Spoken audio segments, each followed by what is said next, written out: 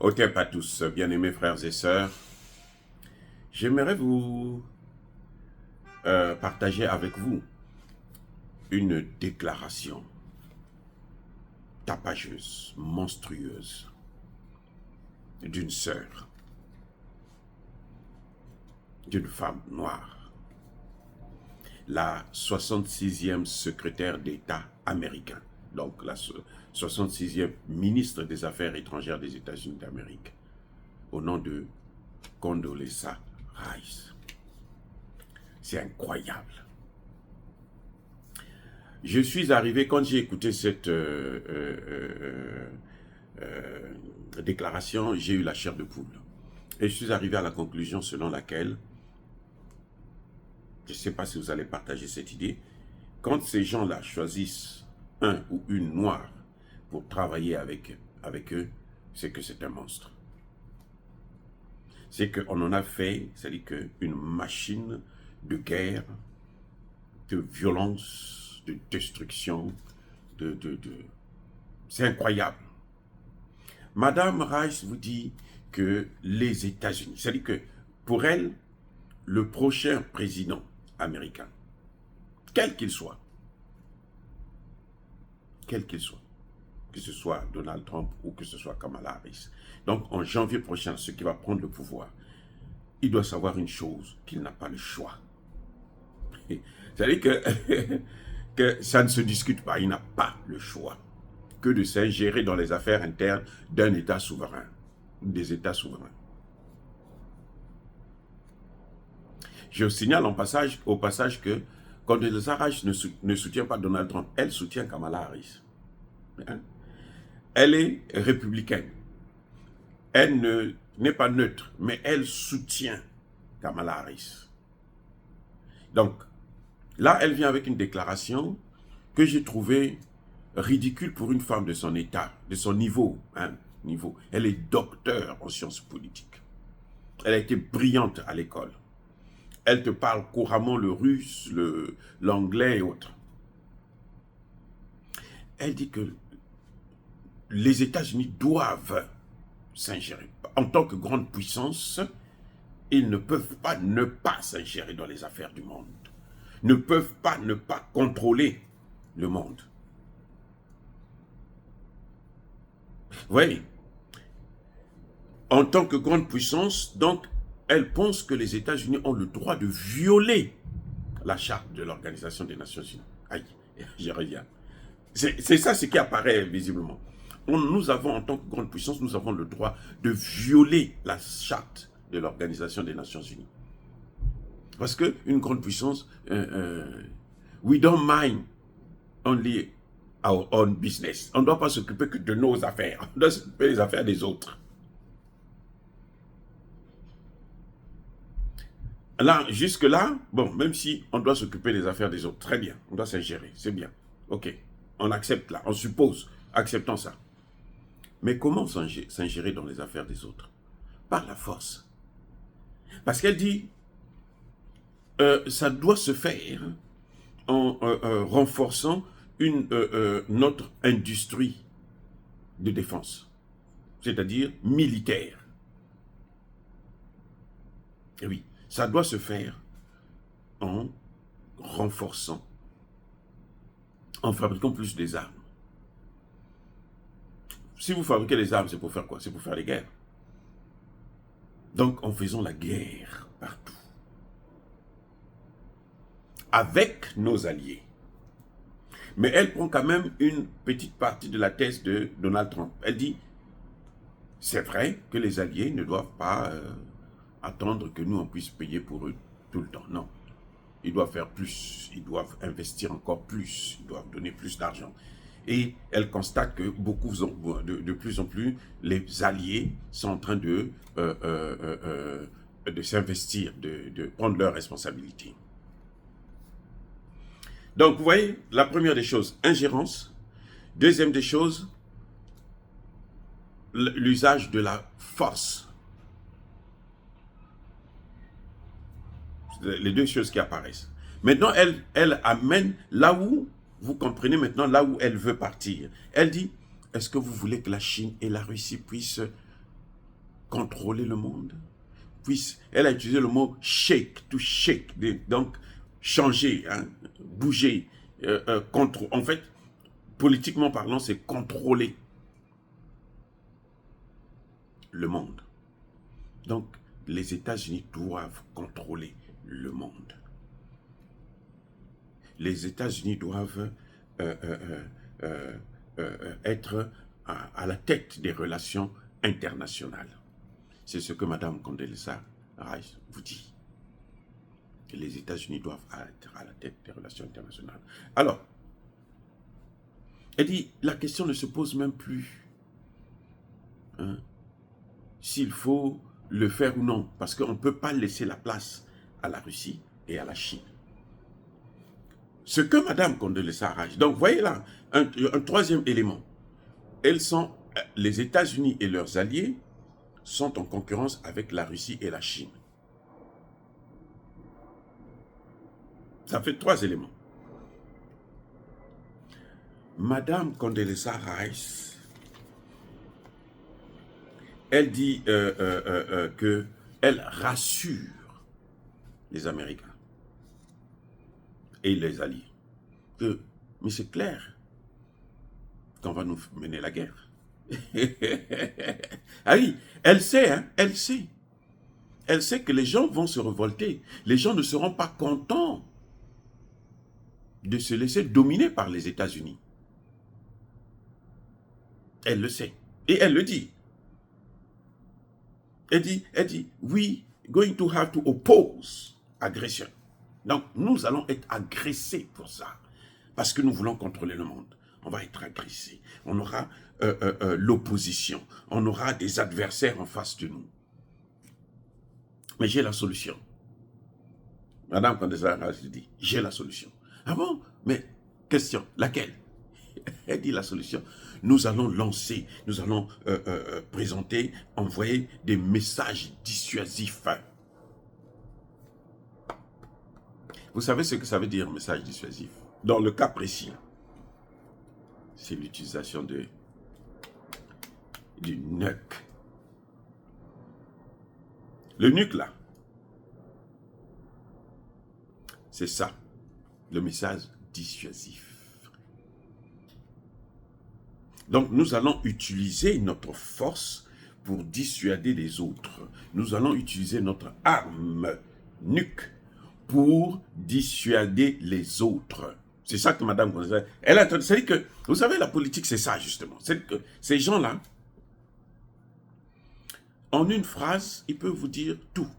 Ouais, là, c'est une vidéo de 2 secondes. C'est-à-dire que j'ai écouté ça, je me suis endormi, je me suis réveillé, j'ai encore réécouté. J'ai dit, mais cette femme-là, c'est un monstre qu'on a fabriqué. Quand je pense que j'ai toujours apprécié cette femme, c'est parce que, bon, ma première chaîne avait été, bien entendu, fermée, mais si vous avez, à l'époque, je parlais beaucoup d'elle. Parce que je me disais, ça c'est la crème de l'Afrique, ça montre que nous avons des gens intelligents. Je croyais qu'il n'y avait que Obama qui avait été transformé en monstre. Mais au fond, il n'est pas le seul. Même elle. Parce que vous avez là tous les ingrédients, tous les éléments qui caractérisent les États-Unis d'Amérique. Ingérence dans les affaires intérieures des États souverains, contrôle de la communauté internationale, dit que les États-Unis se disent que nous avons la mission de gérer le monde. Ils pensent que c'est une mission que Dieu leur a donnée, puisque le monde appartient à Dieu. Le monde ne leur appartient pas. Ils reconnaissent que le monde appartient à Dieu, qu'ils n'ont pas créé ce monde. Mais ils pensent que Dieu leur a donné une mission, celle de contrôler ce monde. Et maintenant qu'il y a les BRICS qui veulent apparaître, ils disent non, il ne faut pas laisser la Chine et la Russie qui sont à la tête des BRICS. Parce que ce n'est pas l'Inde et le Brésil ou l'Afrique du Sud, c'est la Chine et la Russie qui sont à la tête des BRICS. Donc on ne peut pas les laisser prendre notre place. C'est à nous, ça nous revient, en fait, c'est à nous la place. Nous devons le faire. Et la méthode qu'elle utilise, elle, c'est la force. Elle va jusqu'à la dissuasion. Vous savez que ces armes-là sont des armes dissuasives. J'allais dire plutôt dissuasives. Vous voyez? Donc, l'Iran, aujourd'hui qu'il a là, parce que l'Iran veut se protéger. Donc, tout pays, écoutez bien là où je veux en venir, tout pays qui veut être en sécurité doit avoir l'arme. Il doit avoir cette arme-là. L'Afrique, le continent africain, vous voyez pourquoi tout le monde blague avec nous? Parce que nous n'en avons pas. C'est pour ça qu'ils ont tout fait pour neutraliser Kadhafi. Ce n'est pas seulement à cause de la monnaie, non. La monnaie, certes, oui, c'est un élément, mais c'est une partie de l'iceberg.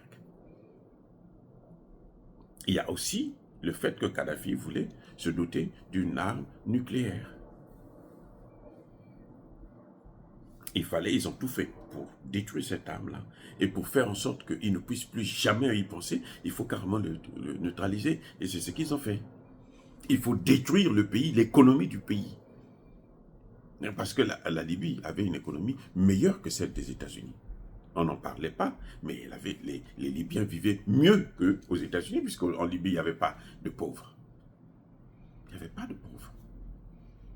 Alors qu'ici, vous avez plus de 60 millions de pauvres. 60 millions de pauvres. Oui, c'est le quart de la population. C'est à peu près le quart, le 1/5 de la population américaine qui vit sous le seuil de la pauvreté. Donc, on voit là l'esprit de belligérance. Et quand ça vient de la bouche d'une femme intellectuelle, de haut niveau, c'est décevant. C'est décevant. Le problème pour Condoleezza Rice, c'est qu'elle appartient à la vieille école. Parce que ce que nous voyons avec les BRICS, ce que nous voyons avec la multipolarité, c'est inévitable. Et qui dit multipolarité, dit l'opposition à ce que Condoleezza Rice appelle le great power. Eh oui, must control the world, must shake the world, shape plutôt, must shape the world. Non, c'est faux, c'est fini, c'est inévitable. Ce qu'elle oublie encore, c'est que l'Amérique a le budget militaire le plus grand au monde. Oui, voilà, c'est-à-dire que quand on est intellectuel, quand on voit des choses comme ça, vous êtes déçu. C'est ça qu'on appelle intellectuel garage. Là, elle est au garage. Elle n'a plus rien à apporter à l'humanité. Ah, je dis bien, elle n'a rien à apporter à l'humanité, les amis. Elle est docteur, hein? Mais moi, je ne peux pas me comparer à elle. Non, ce n'est plus de mon niveau. Je la respectais beaucoup, mais là, je pense que ce n'est plus de mon niveau. Si elle n'est pas capable de voir, en tant que docteur en sciences politiques, de voir où le monde est en train de partir et quelles sont les conséquences. La seule chose qu'elle a dite, c'est que l'Amérique ne peut plus assumer la charge de l'OTAN toute seule. Ou tout seul. Il faudrait qu'il y ait les autres, les alliés puissent payer la facture aussi. Ça, c'est pour flatter un peu Donald Trump. Mais en réalité, sa thèse, c'est-à-dire que c'est un chiffon qu'il faut mettre à la poubelle. Les amis, elle est docteur, je dis bien elle est docteur. Je suis docteur aussi. Quand je vois une telle thèse, pour moi, c'est à foutre à la poubelle. Elle n'est pas réaliste, elle n'est pas objective. Elle pense que les États-Unis ont le droit absolu de gouverner le monde. Ce qui est faux. Personne ne leur a donné ce pouvoir-là. Même pas lors de la création de la Charte des Nations Unies. Et pire, c'est qu'elle n'a pas encore compris que les États-Unis ont amené le monde dans le chaos. Vous voyez tous les conflits qu'il y a au Moyen-Orient, en Europe, en Afrique. Qui est derrière? Qui est à l'origine de tout ça? Mais c'est bien les États-Unis. Pourquoi? À cause de cet esprit, nous voulons contrôler. C'est à nous de contrôler le monde, ce n'est pas la Russie, ce n'est pas la Chine. Les Russes, les Chinois sont en train de amener. Les Russes vous amènent la sécurité, les Chinois vous amènent l'économie. Les Américains vous amènent quoi? Le malheur. Les guerres, les pleurs, les pertes en vies humaines. Ah oui, c'est ça que ça veut dire. Et elle n'est même pas réaliste parce qu'elle n'a pas encore compris que, justement, ce qui est en train d'affaiblir les Américains, c'est ça. C'est cette politique-là. C'est ça qui affaiblit les États-Unis. Donc, vous voyez, en tant qu'intellectuel, elle est carrée. Parce que ma thèse, moi j'ai grandi, j'ai gouverné à l'époque où on faisait comme ceci, on gouvernait le monde. Donc on doit continuer à gouverner le monde, même si le monde est appelé à être changé, à bouger. Tout est mouvement, tout est changement. On ne peut pas se baigner 2 fois dans un même fleuve ou toucher une substance périssable dans le même état. Moi qui vous parle, hier, quand je parlais, je n'étais pas la même personne. Aujourd'hui, je suis une autre personne. Parce que j'ai pris une journée en plus. C'est une évidence, les gars. Ça, c'est ce que nous avons, la philosophie africaine, là. On va dire, c'est Héraclite qui avait dit, c'est un tel. Non, c'est nous. Eux, ils sont venus étudier chez nous, ils ont volé nos thèses, et ils ont traduit ça, et ils ont pris la paternité. C'est tout. Mais ils n'ont rien créé. Je dis bien rien. Le professeur Théophile Obenga vous le dira mieux que moi. Bref, madame n'a pas compris que c'est cette politique-là qui a amené aujourd'hui l'Iran à avoir l'arme atomique et être capable de dire à Israël, si vous continuez, je vous fais disparaître. Elle n'a pas compris ça. Ça est là sous nos yeux, ça se voit. On n'a pas besoin d'aller à l'école, même un illettré peut comprendre ça. Ça est là sous nos yeux. C'est à cause de ce comportement-là, où nous voulons dominer le monde, qu'ils ont fait de la Russie.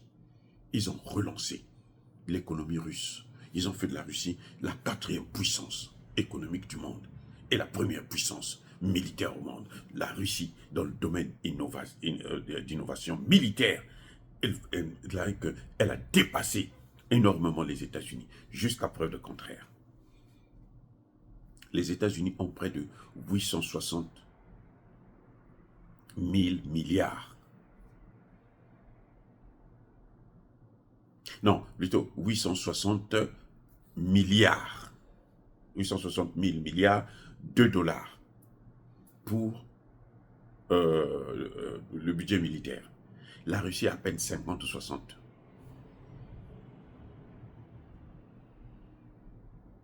Vous voyez, ça dit que les amis, hein, vous avez un pays qui a 860 et un pays qui a à peine 60 ou 50. Le pays qui a 50 là est en train de gagner la guerre. Parce que le pays qui a 60 là n'arrive même pas à avoir les armes pour donner à l'Ukraine. Mais il passe son temps à ouvrir d'autres foyers de tension. Il est allé ouvrir un autre foyer au Moyen-Orient qui n'arrive même plus à gérer. Parce que ce qu'ils ont pensé comme politique n'est pas. Et puis le monde, vous savez que le monde évolue, c'est pas eux qui contrôlent le monde, c'est Dieu qui contrôle le monde. Et c'est Dieu qui dit, bon, toi je te donne ceci, toi je te donne cela. Ça c'est une évidence. Et pourtant c'est un État qui prie, hein, ici aux États-Unis. Voilà là, dimanche, vous allez les voir tous à l'église là. Mais ils ne comprennent pas que ce monde-là doit être commandé et dirigé. Et il l'est par Dieu, pas par les hommes. Les hommes doivent se soumettre à la volonté de Dieu. Dieu a dit, je vous ai donné ça. Voilà là où vous avez amené. Maintenant, Dieu reprend ce qu'il a donné. Il donne à quelqu'un d'autre, il donne aux Chinois, il donne aux Russes. Le jour que les Russes vont commencer avec les Chinois à vouloir dominer les autres, à écraser le monde, vous allez voir aussi, ils vont tomber. Mais attendez, ce que fait les États-Unis aujourd'hui, mais la France l'a fait, la Grande-Bretagne l'a fait. La France a maltraité Haïti, mais où est la France aujourd'hui? elle est en train de couler. Elle est en train de couler maintenant. Et la chute de la France, là, personne ne peut l'arrêter. Celle de l'Angleterre, elle avait commencé depuis longtemps. L'Angleterre est déjà au fond du trou. Donc, je crois que je tenais quand même à vous partager ça pour montrer comment nos intellectuels noirs, africains, les grands hommes que nous avons vus, nous avons connus, appréciés, sont, mais alors, c'est des monstres, vaut mieux même avoir affaire aux colons. Ils le faisaient avec un peu d'intelligence. Mais eux, là, c'est tellement, tellement ridicule. Vous voyez la politique qu'Obama a menée. Vous avez vu comment Colin Powell s'est fait humilier. Je crois qu'il est même vite mort à cause de tout ça. C'est devenu la risée de tout le monde. Du monde entier. Parce que, bon, on a voulu l'argent, on a voulu le pouvoir, puisque en échange, voilà, tu dois te faire humilier, tu dois faire n'importe quoi, tu dois dire n'importe quoi, raconter n'importe quoi. Mais le monde, la bipolarité, c'est terminé. Nous sommes maintenant dans la multipolarité. Et dans cette multipolarité-là, tous les États sont souverains. Vous n'avez pas le droit de s'ingérer dans les affaires des autres. Madame Konezara, retenez ça, c'est une leçon. Oh, bien-aimés frères et sœurs, encore une fois de plus, soyez bénis, abondamment bénis par le Dieu de Kémit et par nos ancêtres angélisés, mais que tous ceux qui persécutent le continent africain, le pillent et le déstabilisent, qu'ils soient